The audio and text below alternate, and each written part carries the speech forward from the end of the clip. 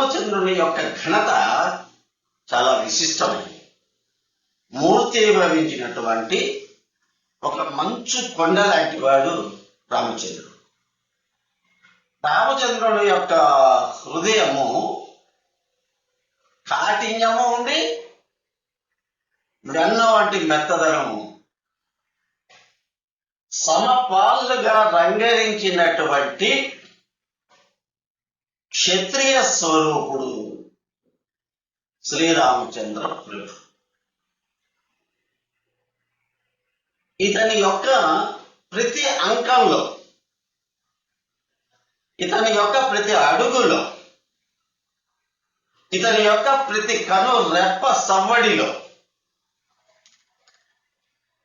రామచంద్రుని యొక్క ఉదారత అద్భుతంగా వ్యక్తమవుతూ ఉండేది. ఎందుకు ఇలా చెప్పాలి అంటే, రాయిగా పడి ఉన్నటువంటి అహల్య రామపాదంతో పునీతురాలు అయింది. సాక్షాత్ మానవ మాతృడైనటువంటి రామచంద్రుడు ఇంత మహత్తర శక్తిని ఏ విధంగా సముపార్జించాడు? ఇవన్నీ ప్రయత్నం చేస్తే వచ్చిందా రామచంద్రునికి? అప్రయత్న పూర్వకంగా రామచంద్రునికి ఈ పవిత్రత మొత్తం తనకు తానే వచ్చి రామభద్రుని హృదయాన్ని వరించింది. విచిత్రం ఏంటంటే, ఏ రకమైన శక్తియుక్తులకు రామచంద్రుడు ఎప్పుడూ ప్రయత్నం చేయడు. ఒక సామాన్యమైనటువంటి మానవుడు ధర్మం శక్తికి సాక్షిభూతుడై నిలబడ్డాడు రామచంద్రుడు. అది విచిత్రం. ఈ కాలంలో ఒకడు మంత్రం చేయాలంటాడు, ఉపాసన చేయాలంటాడు, ముక్కు మూసుకొని నవరంధ్రాలు మూసుకొని తపస్సు చేయాలనుకుంటాడు, ఏదేదో చేయాలనుకుంటాడు. దేనికోసం? ఏదో శక్తి కావాలని. కానీ విచిత్రం, రామచంద్రుడు ఇవన్నీ ఏం చేయకుండా శక్తులు మొత్తం ఆశాంతం రామచంద్రుడిని అభిషేకించినాయి. ఎందుకలా? గౌతముడు ఇచ్చినటువంటి శాపాన్ని అహల్యను చుట్టి ముట్టేస్తే, ఆ చుట్టూ ముట్టినటువంటి కర్మ పాకాన్ని బ్రద్దలు కొట్టగలిగినటువంటి తేజోశాలి ధర్మమూర్తి రామచంద్ర స్ఫూర్తి, మూర్తి, కీర్తి. సరే, ఎక్కడి నుంచి వచ్చింది ఈ శక్తి రామచంద్రుడి? ఎక్కడ తంత్రాలు చేయలేదు, మంత్రాలు చేయలేదు, యంత్రాలు కట్టుకోలేదు. మరి ఎలా వచ్చిందయ్యా అంటే, అయ్యా రామచంద్రుడికి కేవలము ధర్మాచరణం వల్ల అద్భుతమైనటువంటి శక్తులు వచ్చినాయి.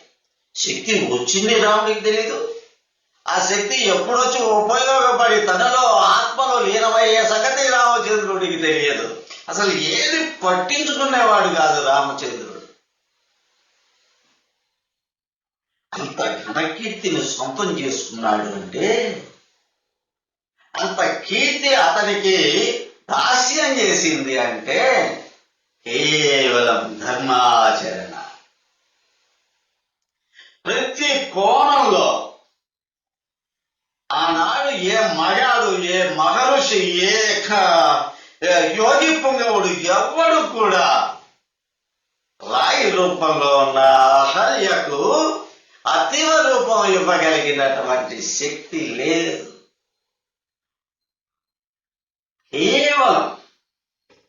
కేవలం రామ పాదాన్ని సృజించినంతనే.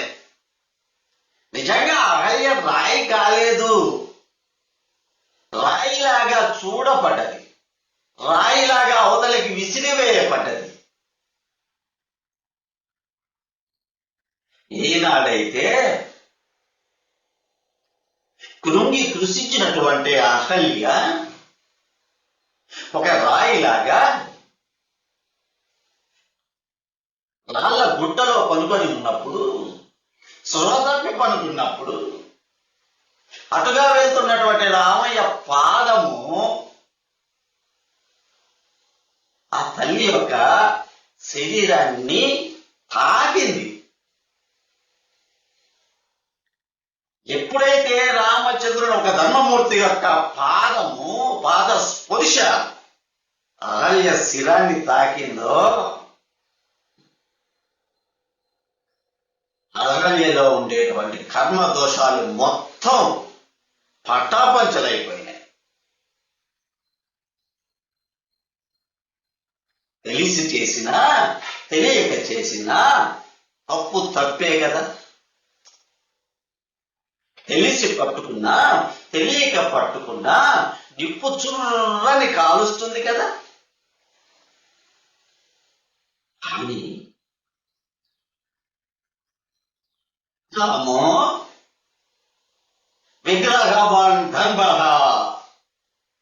చూడండి, రామో విగ్రహవాన్ ధర్మ, ధర్మానికి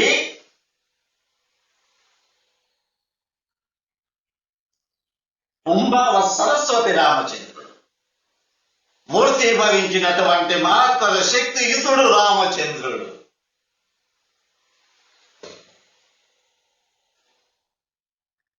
ఆయన యోగులకు యోగి, ఋషులకు ఋషి, మంత్రవేత్తలకు మంత్రద్రష్ట.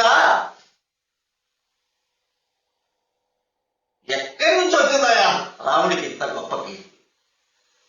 త్రేతాయుగంలో ఉన్నటువంటి రాముడు మధ్యలో ద్వాపర యుగాన్ని కూడా ఓవర్టేక్ చేసి కలియుగంలో ఈ రోజు 22వ తారీఖున అయోధ్యలో తిరిగి పట్టాభిషేకం చేసుకోగలుగుతున్నాడంటే అది ఎక్కడ నుంచి? రాముడు మన రక్తంలో ఉన్నాడు, మన హృదయంలో ఉన్నాడు, మన నరాల్లో ఉన్నాడు, మన సమస్తమైనటువంటి చరాచర జగత్తులో నిండి ఉన్నాడయ్యా రాముడు.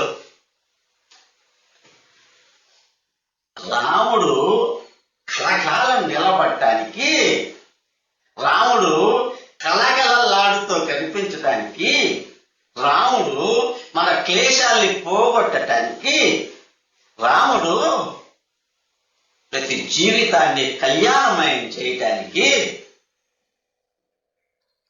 ఇంత శక్తి సాంద్రత కలిగినటువంటి రాముడు ఏమి చేస్తే వచ్చిందయ్యా అంత శక్తి రామచంద్రునికి? కేవలం ధర్మం, ధర్మం, ధర్మం. నిద్రలో కూడా, నడుస్తూ కూడా, మాట్లాడుతూ కూడా, మందస్ఫితంగా ఉన్నప్పుడు కూడా, మనోహరంగా ఉన్నప్పుడు కూడా, సీతా సాధ్వితో శృంగారకి గడుపుతున్న సమయంలో కూడా, కోతులతో ఉన్నవేళ, బండలతో ఉన్నవేళ, ఉడతలకు మోక్షాన్ని ఇచ్చినటువంటి మహత్తర శక్తి సమన్వితుడైనటువంటి అనే రామచంద్రుడు ధర్మానికి ప్రతి. ఆ ధర్మమే రాముడికి కోవేలైంది. కోటాను కోట్ల మంది హృదయాలను కొలువ ఉండేటట్లుగా రామ మందిరాల్ని నిర్మించుకుంటూ యావత్ ప్రపంచం మొత్తం శ్రీరామ్ శ్రీరామ్ శ్రీరామ్ శ్రీరామ్ అంటూ ఉంటే ప్రపంచం మొత్తం వ్యాపించి ఉన్నటువంటి అసురీ శక్తి గుండెలు గురేయమని దిక్కులు పిక్కటిల్లేలా అరుస్తూ వాటికి కూడా ఏం చేయాలో తెలియక అవి కూడా రామ్ రామ్ రామ్ రామ్ రామ్ రామ్ అంటూ రాము శరణు కోరుతున్నాయ్యా. రాబోయే రోజుల్లో ఉగ్రవాదులు ఉండరు ఈ ప్రపంచంలో. ఎందుకు? రాముడు వాళ్ళ హృదయంలో చేరుతారు. కీచకులు ఉండాలి ఈ సమాజంలో, రాముడు వాళ్ళ హృదయంలో చేరుతాడు. శూర్పణఖను మచ్చుకు కానురారు ఈ ప్రపంచంలో, రాముడు వాళ్ళ హృదయంలో చేరుతాడు. అయ్యా, ఉడుతను సైతం ఎత్తుకొని ప్రేమతో నిమిరిన రాముడు నిన్ను నన్ను నిమ్మరకుండా ఉంటాడా? రామ కార్యం చేయాలి. రామ భజన కాదు చేయాల్సింది, రామ పూజ కాదయ్యా చేయాల్సింది, రామ కార్యం చేయాలి. రామ కార్యం చేసినప్పుడు మాత్రమే రాముడు మనకు దక్కుతాడు అనేది 100% సత్యం. కాబట్టి చిరంజీవిగా హనుమంతుడు ఎందుకు నిలబడ్డాడు? రామనామం చేస్తే నిలబడలేదు, రామ కార్యం చేశాడు. రామ కార్యం చేయటం వల్ల రామాయణ కల్పవృక్షాల్లో మకుటం లేనటువంటి మహారాజు అయ్యాడు. రామచంద్రుని యొక్క కీర్తి కిరీటంలో కలికి తురయ్యాడు హనుమాన్. దేనికి? కేవలం రామ కార్యము చేశాడు, రామ కార్యమే చేశాడు. అర్థమైందా? కాబట్టి రామ కార్యం చేయాలి, రామ పూజ కాదు. రామ పూజ అంటే అర్థమేమి? రామ కార్యము. కాబట్టి మన అందరం రామ కార్యానికి ఉపక్రమించాలి. మనం ధన్యులం కావాలి. రాముడు మనలో ఆవహిస్తాడయ్యా, సత్యం అది, త్రికాల సత్యం అయ్యా. అటువంటి రాముణ్ణి మన హృదయంలోకి ఆవాహన చేసుకోవడానికి మరి నేను సిద్ధం, మరి మీరు సిద్ధమేనా? జై మాత.